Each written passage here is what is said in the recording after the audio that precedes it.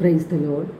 സ്നേഹമുള്ളവരെ, ഇന്ന് നാം വിചിന്തനം ചെയ്യുന്ന തിരുവചനം വിശുദ്ധ പൗലോസ്ലീഹ റോമാക്കാർക്ക് എഴുതിയ ലേഖനം 8-ാം അധ്യായം 32-ാം തിരുവചനമാണ്.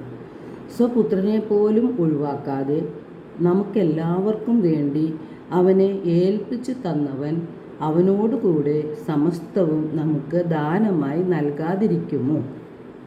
അപ്പോൾ നാം ദൈവത്തെ സ്നേഹിച്ചു എന്നതിലല്ല, അവിടുന്ന് നമ്മെ സ്നേഹിക്കുകയും നമ്മുടെ പാപങ്ങൾക്ക് പരിഹാര ബലിയായി സ്വപുത്രനെ അയക്കുകയും ചെയ്തു എന്നതിലാണ് സ്നേഹം ഉൾക്കൊള്ളുന്നത്.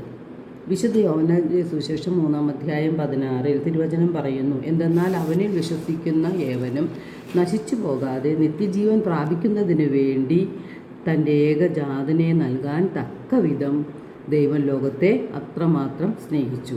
അപ്പോൾ ദൈവം നാം ഓരോരുത്തരെയും അത്യധികമായി സ്നേഹിക്കുന്നതിൻ്റെ തെളിവാണ് നാം നിത്യജീവൻ പ്രാപിക്കുന്നതിനായിട്ട് തൻ്റെ ഏകജാതനെ നമ്മളുടെ പാപപരിഹാരകമായി നമുക്ക് നൽകിയത്. നാം പാപികളായിരിക്കെ യേശു സ്വന്തം ജീവൻ നമുക്ക് വേണ്ടി ബലിയർപ്പിച്ചു. അങ്ങനെ നമ്മോടുള്ള തൻ്റെ സ്നേഹം പ്രകടമാക്കി.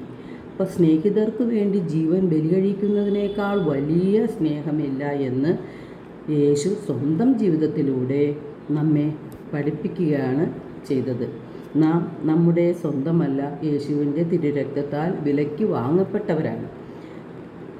നാം നമുക്ക് വേണ്ടി ജീവിക്കാതെ നമുക്ക് വേണ്ടി ജീവൻ ബലിയർപ്പിച്ച യേശുവിന് വേണ്ടി ജീവിക്കുന്നവരായി നാം മാറണം.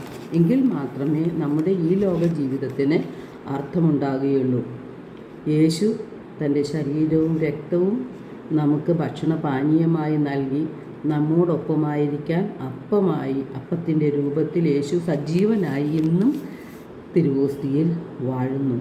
യോഗ്യതയോടെ നാം യേശുവിൻ്റെ ശരീരവും രക്തവും സ്വീകരിക്കുമ്പോൾ യേശു നമ്മിൽ വസിക്കുകയാണ് ചെയ്യുന്നത്. യേശു കുരിശിൽ നേടിയെടുത്ത രക്ഷ നാം ഹൃദയത്തിൽ വിശ്വസിക്കുകയും അത് ഏറ്റുപറയുകയും ചെയ്യണം. യേശു നേടിത്തന്ന രക്ഷ നാം സ്വന്തമാക്കുകയാണ് വേണ്ടത്. ഇപ്പോൾ യേശു പിതാവിൻ്റെ വലത്തുഭാഗത്തിരുന്ന് നമുക്ക് വേണ്ടി മാധ്യസ്ഥം വഹിക്കുകയാണ്. റോമ 5:5 ദൈവത്തിൻ്റെ സ്നേഹമാണ് പരിശുദ്ധാത്മാവ്.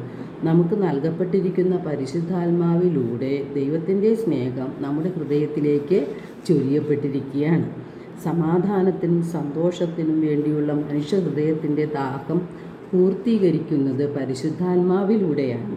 നമ്മെ സൃഷ്ടിച്ച് പരിപാലിച്ചു കൊണ്ടിരിക്കുന്ന ദൈവം നമ്മുടെ ആവശ്യങ്ങൾ അറിയുന്നവനാണ്.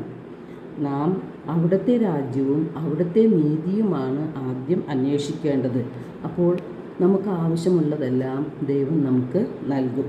ദൈവത്തിൻ്റെ ശക്തമായ കരത്തിൻ കീഴിൽ താഴ്മയോടെ നമുക്ക് നിൽക്കാം. ദൈവം തക്ക സമയത്ത് നമ്മെ ഉയർത്തും. ദൈവം നമ്മെ ഓരോരുത്തരെയും സമർത്ഥമായി അനുഗ്രഹിക്കട്ടെ.